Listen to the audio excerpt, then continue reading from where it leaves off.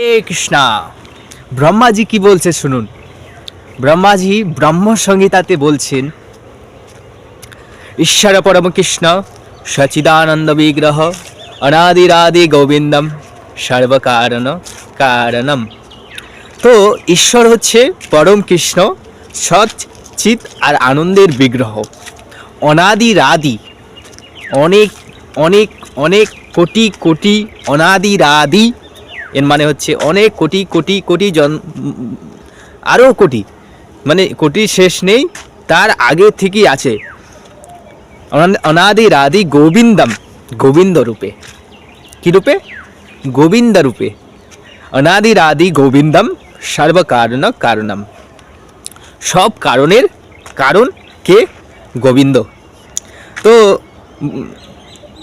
এই শ্লোকটাই তিনি বলছেন যে ঈশ্বর পরম কৃষ্ণ, পরম ঈশ্বরকে সেটা বলছে এই গোবিন্দ।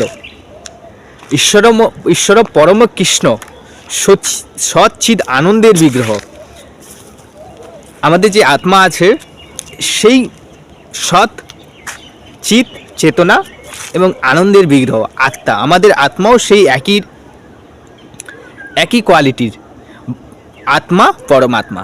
পরমাত্মাকে ভগবান শ্রীকৃষ্ণ, গোবিন্দ, অনাদিরাদি গোবিন্দম, অনাদিরাদি গোবিন্দম, গোবিন্দ রূপে আছে, সর্বকারণ কারণম।